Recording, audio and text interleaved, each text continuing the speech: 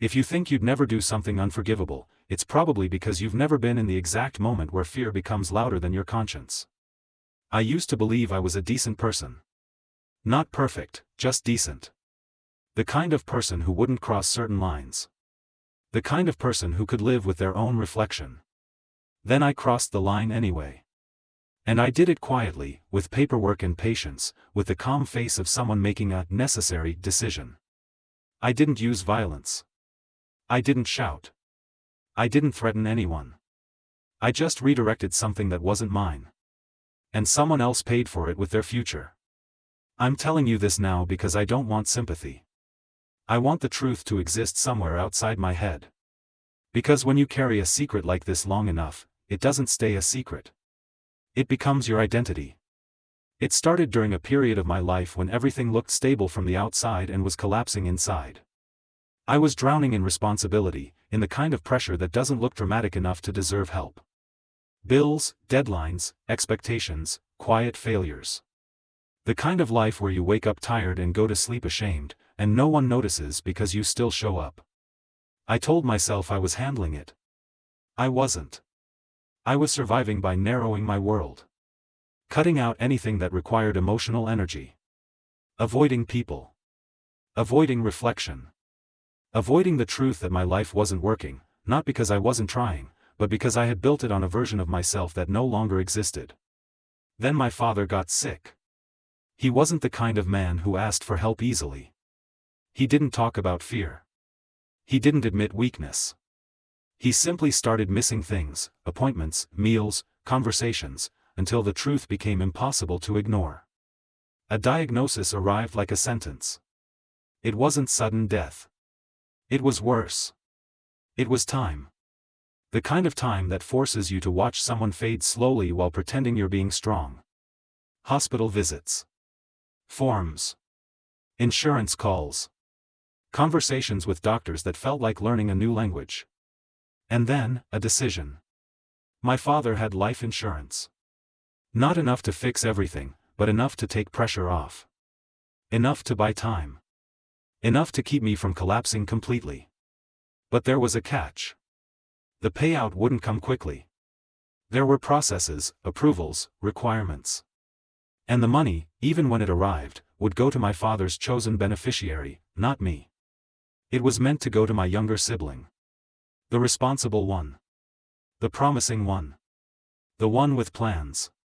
My sibling had applied for a program abroad. A scholarship opportunity that could change everything. They were building a future that looked like escape from the life we were born into. Our father, quietly proud, had arranged things so that if anything happened to him, my sibling would have a foundation. It was his last act of protection. And I took it. Not immediately. Not impulsively. I considered it first. 4 weeks. I told myself I wouldn't. I told myself it would be unforgivable. I told myself I had no right. Then I looked at my own life, the debts, the pressure, the responsibilities that were swallowing me, and I started negotiating with myself. If I fall apart, no one will be okay. If I can stabilize things, I can help them later. It's just temporary. I'll pay it back. Those lies sounded reasonable enough to dull the truth. I began researching quietly. Procedures. Legal language. Ways people update beneficiaries. What paperwork existed. What signatures were required. How changes were processed. It's terrifying how easy it is to become immoral when you treat morality like logistics. I told myself I was just gathering information. But information was only useful because I already wanted to do it. My father was weaker by the day. I visited him and spoke softly and played the role of the caring child. And while I held his hand, part of my mind calculated timelines. That's the part that still makes me sick. I didn't just take money. I took it while pretending to be loving. There was a day when the hospital asked for updated documents. Routine administration. Someone placed a folder in front of me, asked questions, offered forms. Everything felt ordinary. And that's when I understood, the world doesn't warn you before you do something that ruins you. It gives you opportunities and waits to see what you'll choose. I told myself I was doing it for survival. I filled out forms. I made calls. I signed what needed signing. I moved things carefully, like someone rearranging furniture in a house that isn't theirs. I didn't feel like a criminal. I felt like a person finding air. When the update went through, nothing exploded. No alarms. No consequences. Just a quiet confirmation. And that quietness made it easier. My sibling didn't know. Not yet. They still talked about the future, about leaving, about starting fresh. They spoke with that hopeful certainty young people have, the belief that life is still generous, that time is still abundant. I listened, smiling, while knowing I had already begun to steal the ground beneath their feet. I told myself I'd fix it before it mattered. But secrets don't stay contained.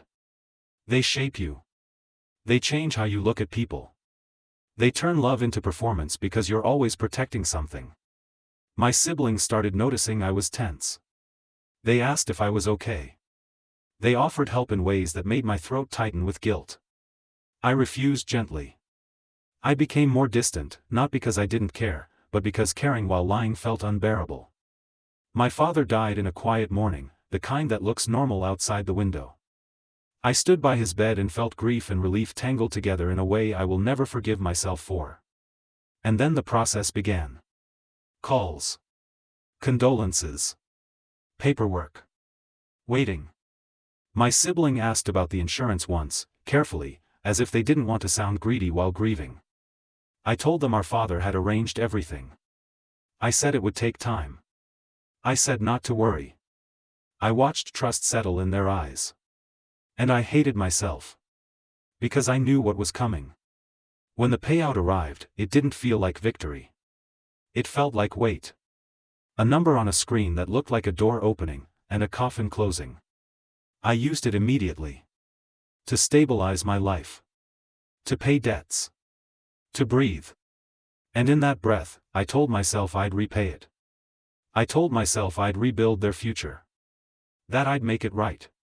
But you can't make right what you did while someone trusted you. Not fully. Not cleanly. And the worst part was this, for a brief moment, my life actually improved. I slept. I ate. I stopped waking up in panic. I looked functional again. People praised me for handling grief so well. They said I seemed strong. They didn't know my strength was built on theft. My sibling's scholarship fell through a month later, not because of the money, but because life is cruel in layers. They needed the insurance as a fallback, a foundation, a way to say yes to opportunities without fear. They came to me, eyes red, voice shaking, and said they needed help. And in that moment, I knew the future I had stolen was no longer abstract. It was standing in front of me. Asking for the truth. When my sibling stood in front of me asking for help, something inside me broke cleanly in two. One part of me wanted to confess immediately. To collapse, to hand everything back, to let the truth burn through the lie I had been maintaining. The other part, the one I hated but listened to, told me that it was too late. That confession wouldn't fix anything. That it would only add another victim.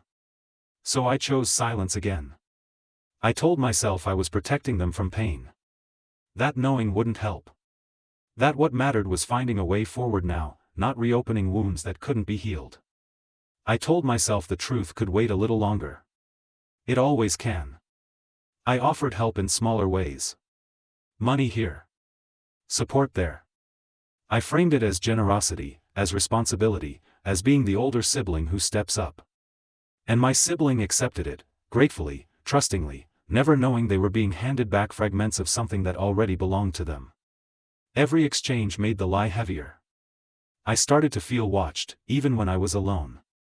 Not by people, by memory. By the version of myself who hadn't crossed the line yet. I avoided mirrors. I avoided conversations that lingered too long.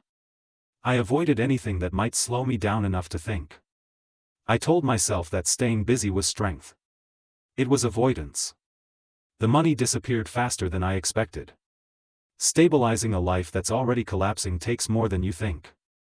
Debts, emergencies, obligations I had postponed for years, they swallowed the payout piece by piece. Every time I spent it, I told myself I was buying time. Time for what, I never clarified.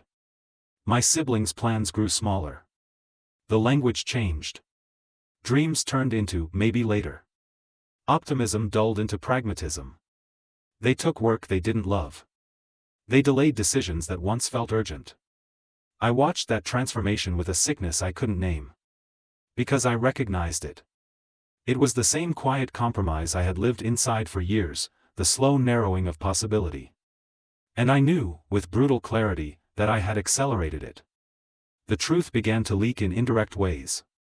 Not accusations, not evidence, just questions that lingered a little too long. My sibling asked about details that didn't quite add up. Timelines.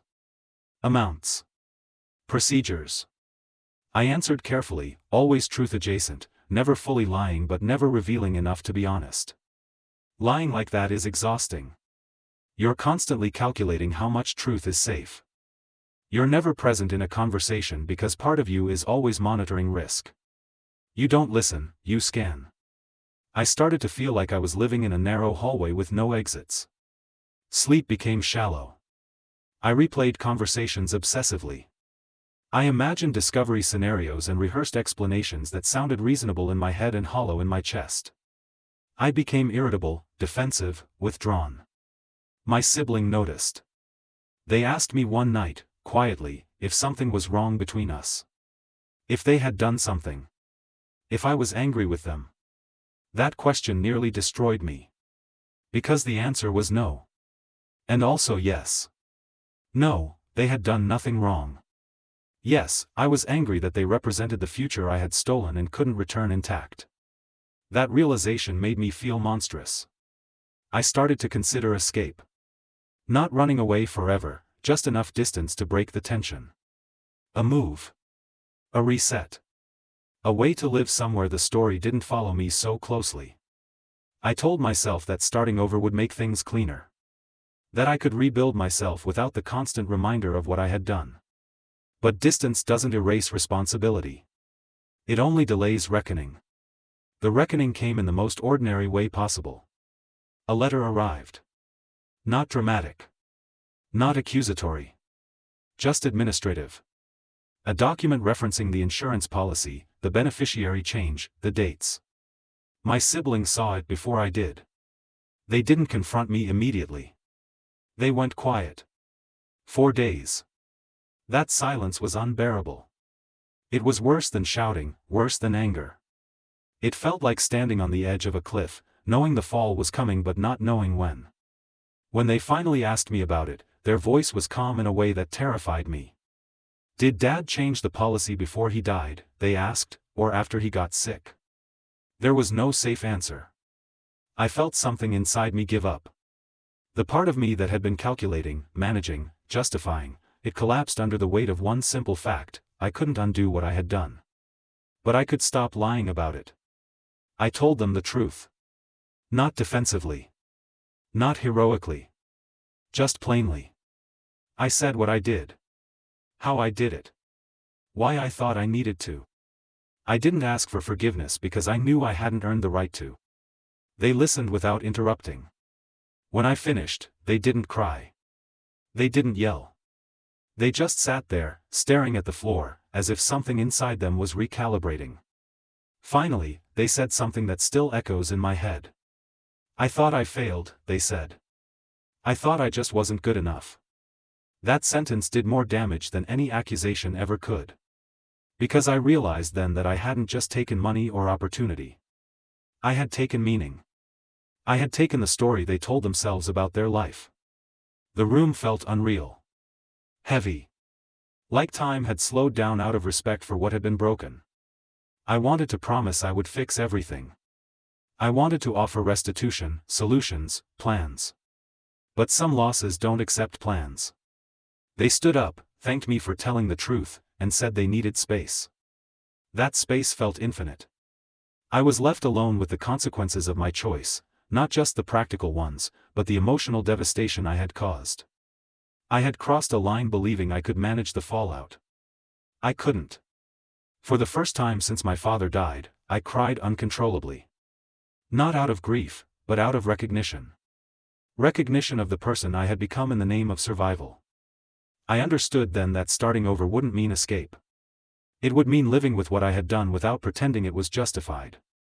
And that terrified me more than being discovered ever had. The silence after the truth was heavier than the lie had ever been. Days passed. Then weeks. My sibling didn't call. Didn't message. Didn't ask for anything. The absence wasn't dramatic, it was deliberate. And that hurt in a way anger never could. Because anger still acknowledges connection. Silence redraws boundaries. I told myself I deserved it. That space was fair. That this was the natural consequence of what I had done. And yet, every day without contact felt like living in a house where one room had been sealed off forever. I tried to focus on practical repair. I reviewed accounts. Calculated what I could repay. Looked at timelines. I wanted to turn guilt into action, shame into structure. I told myself that if I could just make things materially right, something inside us might follow. That was another illusion. You can return money. You can't return timing. You can't return belief. My sibling eventually agreed to meet. Not at home. Not somewhere familiar. A neutral place, chosen carefully, like everything was now. They looked older. Not in years, in posture. In the way their shoulders carried weight they hadn't before. I realized with sick clarity that the version of them I had known, hopeful, forward-looking, certain that effort led somewhere, no longer existed. And I had played a role in that. I told them what I planned to do. That I would repay everything. That I would take responsibility. That I would accept whatever legal or personal consequences followed. I spoke carefully, slowly, trying not to sound like I was bargaining. They listened. Then they said something I wasn't prepared for. I don't want your money back, they said. I want my certainty back. I had nothing to offer. They explained, not angrily, but with precision, how the loss had changed them. How they had questioned their own worth, their own decisions. How they had blamed themselves for opportunities that slipped away. How they had internalized failure that wasn't theirs. I thought I just wasn't strong enough, they said. I didn't know someone I trusted had moved the ground. That was the moment I understood the true cost. I hadn't just stolen a future. I had rewritten someone's past. I had altered the meaning of their effort, their disappointment, their resilience. I had taken something invisible and foundational, the belief that their life was unfolding honestly, and replaced it with doubt. They told me they needed distance indefinitely. Not as punishment. As protection. I need to rebuild without you in the picture, they said. Because right now, everything I look at feels compromised. I nodded. I didn't argue. I didn't ask for forgiveness. I knew that forgiveness, if it ever came, would not be the result of explanation. It would be the result of time, and distance I had no right to rush. That was the last real conversation we had. After that, I began what people romantically call starting over. There was nothing romantic about it. Starting over didn't mean a new city or a clean slate. It meant waking up every day with full awareness of what I had done and choosing not to look away. It meant dismantling the version of myself that believed survival justified betrayal. I paid what I could. Slowly. Methodically. Not as redemption, but as responsibility. I documented everything. I didn't hide. I didn't soften language. I accepted the version of myself that now existed, flawed, compromised, capable of harm. That acceptance didn't bring peace. It brought sobriety. I stopped telling myself stories where I was the misunderstood protagonist. I stopped reframing my actions as necessity. I let them be what they were, a choice made under pressure that revealed my limits. That honesty hurt. But it also grounded me. I began to understand something uncomfortable: second chances don't come in the form we imagine. They aren't resets. They aren't erasures. They're opportunities to live differently with full knowledge of what you're capable of. I had to build a life that included this truth, not one that tried to outrun it. Some nights, regret hit me so hard I could barely breathe. Not just regret for the act itself, but for the ease with which I had justified it. For the person I had become while convincing myself I was still decent. I didn't try to numb that regret. I let it teach me. It taught me that morality isn't proven by what you believe you would never do, it's revealed by what you do when fear corners you. It taught me that love isn't something you protect by acting alone, it's something you honor by refusing to decide for others. Most painfully, it taught me that you don't always get to fix what you break. Sometimes, the only ethical option left is to stop causing further damage and live in a way that doesn't repeat the harm. I don't know if my sibling will ever speak to me again. I don't expect reconciliation. I don't feel entitled to closure. The story between us may remain unfinished, and that is something I have to carry. That is part of my sentence. If there is a final confession here, it's this: I didn't become a villain in a moment of rage. I became one through rationality, patience, and fear. I believed I could control the fallout of a secret that benefited me. I believed love would survive anything if my intentions were good. I believed survival was a justification. I was wrong. If someone listening to this is standing at a crossroads where fear offers you a shortcut, where you can take something quietly, adjust something unseen, decide for someone else, just this once, hear me clearly: the damage you don't see is the damage that lasts. You don't steal a future all at once. You steal it by stealing trust, timing, and truth. I tried to start over after crossing that line. What I learned is that starting over doesn't mean becoming innocent again. It means becoming responsible. And responsibility, once you've truly earned it, is heavier than any punishment you imagined, but it's the only weight that keeps you from becoming that person again. I live with what I did. Not proudly.